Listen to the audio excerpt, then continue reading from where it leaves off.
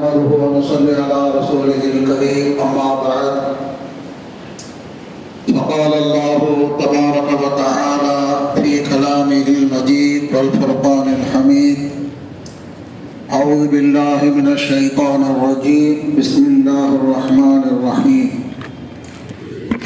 إن هذا القرآن يهدي للتي هي أقوم إلى آخر الآيات وقال نبينا صلى الله عليه وسلم خيركم من تعلم القرآن وعلمه أو كما قال عليه الصلاة والسلام.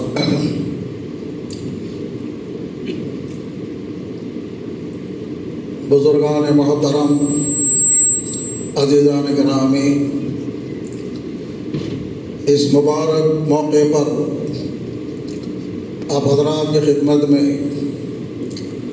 عورتوں کو قرآن کی تعلیم دینے کی اہمیت اور ضرورت کے متعلق قرآن حدیث کی روشنی میں کچھ عرض کرنا مناسب سمجھتا ہوں۔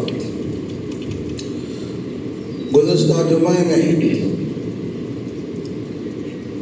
مردوں کو قرآن کی تعلیم دینے کے متعلق بیان کیا تھا، اور اس جمعے میں مناسب سمجھتا ہوں کہ عورتوں کو قرآن کی تعلیم دینے کی اہمیت کے متعلق کچھ عرض کروں، اس لیے کہ جس طرح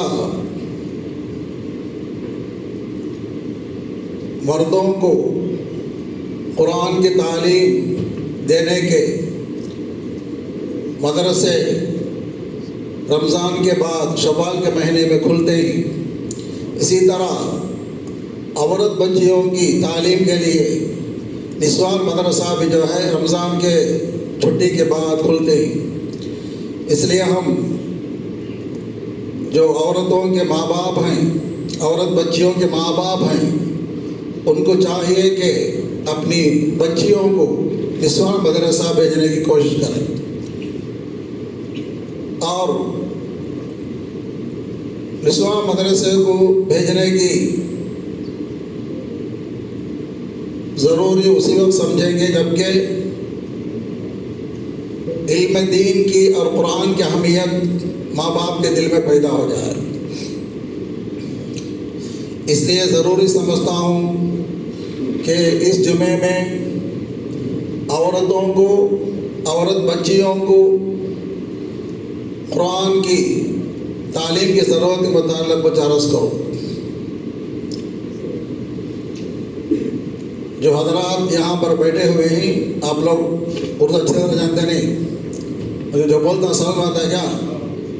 جب سرد رہا ہے تو اچھا رہا، ایسا بیٹھے تو اردو بھارت سر کا ہے، جو بولتا آپ لوگ سمجھتے ہیں اردو ہے، اچھا الحمدللہ۔ تو عورتوں کو قرآن کی تعلیم کے متعلق اس لیے بیان کرتا ہوں تاکہ ماں باپ اپنی بچیوں کو قرآن کی تعلیم کے لیے نسوان کے مدرسہ بھیجنا، تاکہ ان کے دل میں قرآن کی اہمیت پیدا ہو جائے۔ تو بہرحال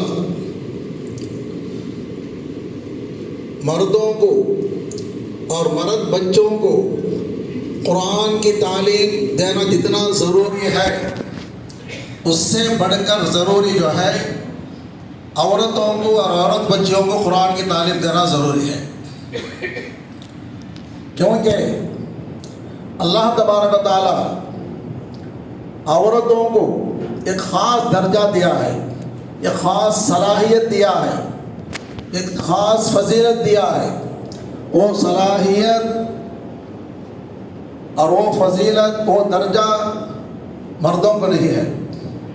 خاص فضیلت، خاص درجہ صرف عورتوں کے لیے اللہ جو دیا ہے، وہ درجہ، وہ صلاحیت مرد کو نہیں ہے۔ وہ صلاحیت اور فضیلت کیا ہے؟ پیغمبر صلی اللہ علیہ وسلم فرماتے ہیں، آپ باہر کئی مرتبہ سنے ہم یہ حدیث کو، الجنت تحت اقدام امہاتکم، حضور صلی اللہ علیہ وسلم نے فرمایا جنت ماؤں کے قدم کے نیچے ہے. جنت کہاں ہے؟ کہاں ہے؟ ماں کے قدم کے نیچے ہے، بابا کے قدم کے نیچے نہیں. ماں کیا ہے؟ عورت ہے. ذرا سوچنے کی بات ہے. ایسے تو ہم حدیث سنتے ہی، لیکن ذرا غور کرنے کی بات ہے. جنت جو ہے حضور صلی اللہ علیہ وسلم نے فرمایا عورت کے یعنی ماں کے قدم کے نیچے ہے. یہ نہیں فرمایا کہ اولیاء اللہ کے قدم کے نیچے ہے. اولیاء اللہ کے وہ درجہ نہیں. کہیں سنے کہ ہمیں اولیاء اللہ کے قدم کے نیچے جنت ہے؟ نہیں سنے. اور یہ بھی نہیں فرمایا کہ جنت انبیاء کے قدم کے نیچے ہے. نہیں سنے. تو اتنا بڑا مرتبہ جو کسی ان مرد کو، کسی ولی کو، کسی نبی کو وہ درجہ نہیں ہے جو درجہ اللہ تبارک و تعالیٰ ماں کو دیا ہے. کیوں مرد کو وہ درجہ کیوں نہیں دیا؟ اس لیے کہ عورت کے اندر اللہ تبارک و تعالیٰ نے صلاحیت اور یہ فضیلت دیا ہے کہ اللہ تبارک قرآن شریف کے اندر فرماتا ہے عورت کے بارے میں، ماں کے بارے میں، حملتہ امہ کرہا ووضعتہ کرہا.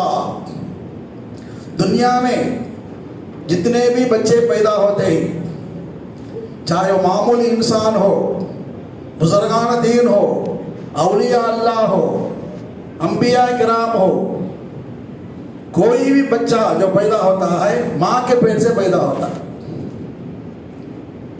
باپ کے پیٹ سے پیدا ہوتا کیا؟ نہیں ہے.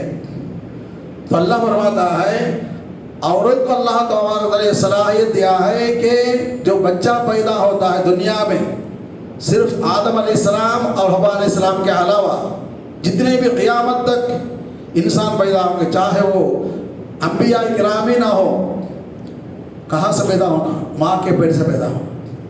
اللہ فرماتا ہے حملتہ امہ کرہا ووضعتہ کرہا.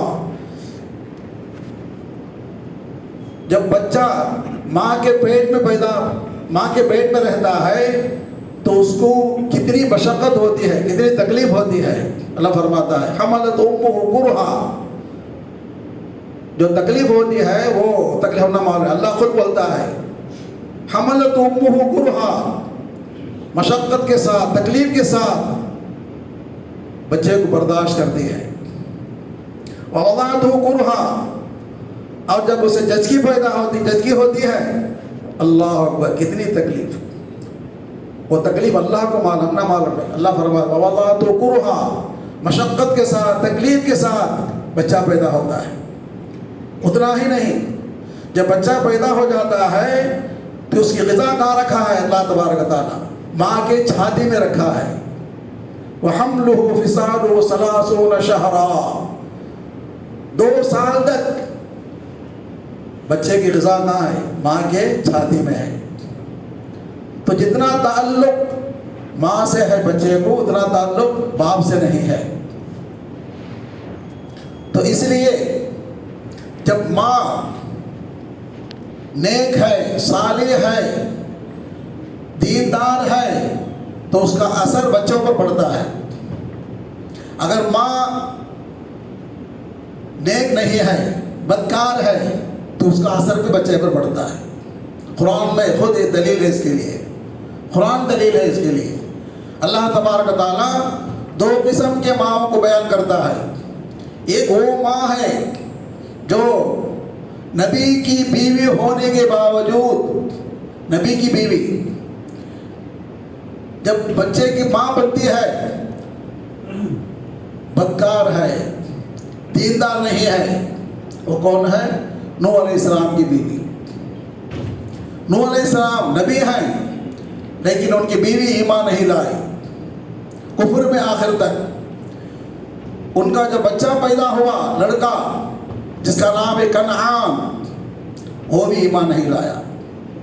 کس کا بیٹا بھائی؟ نبی کا بیٹا. نبی کے بیٹا ہونے کے باوجود جب ماں ٹھیک نہیں ہے، دیندار نہیں ہے، تو بچہ بھی دیندار نہیں. اس کے برخلاف جب ماں نیک اور صالح ہے تو اس کا اثر بچے پر پڑتا ہے. وہ ماں کون سی ہے؟ حضرت مریم علیہ السلام. مریم علیہ السلام اللہ فرمایا وَقَالَتْ مِنَ الْقَانِتِينَ، نیک اور صالح ماں تھی. ان کا بچہ کون ہے؟ حضرت عیسیٰ علیہ السلام. کتنا نبی بن کے آگے چل کر. تو ماں کا اثر زیادہ ہوتا بچوں پر. اسی لیے پیغمبر صلی اللہ علیہ وسلم فرماتے ہیں کہ جب تم شادی کے لیے بیوی بنانے کے لیے جب عورت کو سلیکٹ کرتے ہیں تو کیسے عورت کو سلیکٹ کرنا؟ تو صلی اللہ علیہ وسلم فرماتے ہیں عورتوں جب نکاح کے لیے شادی کے لیے سلیکٹ کرتے ہیں تو یا تو یہ چار بولتے ہیں صلی اللہ علیہ وسلم لِجَمَالِهَا لِمَالِهَا وَبِحَسَبِهَا وَبِدِينِهَا. عورت اچھا خوبصورت ہے کیا دیکھتے ہیں، اچھا خاندان کے ہے کیا دیکھتے ہیں، اچھا مالدار ہے کیا دیکھتے ہیں. حضور صلی اللہ علیہ وسلم بولتے ہیں یہ تین کو چھوڑ ڈالا. فَاظْفَرْ بِذَاتِ الدِّينِ، دیندار ہے تو ان کو سلیکٹ کرو. جب ماں دیندار بنے گی، دیندار رہے گی، عورت دیندار رہے گی تو اس کو پیدا ہونے والے بچہ پر اس کا اثر پڑے گا. تو عورت دیندار بننے کے لیے کیا ہے؟ دین کا اصل کیا ہے؟ قرآن شریف ہے. تو عورت جب قرآن سے تعلق کرتی ہے، قرآن پڑھتی ہے، سمجھتی ہے، اس پر عمل کرتی ہے تو اس کا اثر بچے پر پڑے گا. تاریخ کے اندر آتا ہے امام شافعی رحمۃ اللہ علیہ کے بارے میں آپ نے سنا ہوگا. امام شافعی رحمۃ اللہ علیہ کی ماں قرآن سے اتنی گہری تعلق، خاص طور پر جب وہ حاملہ تھی تو زیادہ قرآن شریف پڑھتی تھی. اس کا اثر کیا ہوا معلوم؟ امام شافعی رحمۃ اللہ علیہ جب بچہ ہو کر پیدا ہوتے ہیں، امام شافعی رحمۃ اللہ علیہ کو 7 سال، کتنے سال؟ 7 سال کا بچہ حافظ قرآن، 7 سال میں قرآن حفظ کر لیا. اس کا کیوں؟ ماں کا اثر ہے. تو اس لیے کیا کرنا؟ مردوں سے بھی زیادہ عورتوں کو علم دین کی اہمیت سمجھانا، عورتوں کو قرآن سکھانا. اللہ تبارک و تعالیٰ اس زمانے میں بہت آسان کر دیا. نسواں مدرسے کھل گئے. ایک زمانہ تھا کہ خالی مرد بنے عالم تھے، عالم صاحب عالم صاحب عالم صاحب. عالمہ سے نہیں کیا؟ ایک 20 سال پہلے سوچ کو دیکھو، ایک 20 سال کے پہلے عالمہ تھے کیا؟ کہاں دیکھا؟ عالم ثابت رکھے، حافظ ثابت رکھے. اللہ تبارک و ایسا دین کا راستہ کھول دیا کہ آج عورتیں بھی عالمہ بنتے ہیں، عورتیں بھی حافظہ بنتے ہیں. نسواں مدرسہ کھل گیا. پہلے 1-2 نسواں مدرسہ تھا. اللہ تبارک تعالیٰ کی برکت سے ہر بستی میں، ہر بستی کے ہر محلے میں، ہمارے محلے میں بھی ہم جو کریں گے، محلے میں، مسجد کے احاطے میں نسواں مدرسہ چل رہا ہے. تو کہنے کا مقصد کیا ہے کہ عورتوں کو نسواں مدرسہ بھیجو، مرد بچوں کو مکتب مدرسہ بھیجو. ماں باپ کو چاہیے کہ مرد بچوں کا بھیجنا مکتب مدرسے کو، عورت بچیوں کو نسواں مدرسہ بھیجنا، تاکہ ان کو بھی قرآن کو پڑھنے کی اور سمجھنے کی، عمل کرنے کی اللہ توفیق عطا فرمائے اور ہمیں بھی توفیق عطا فرمائے. آمین. وآخر دعوانا الحمدللہ رب العالمین.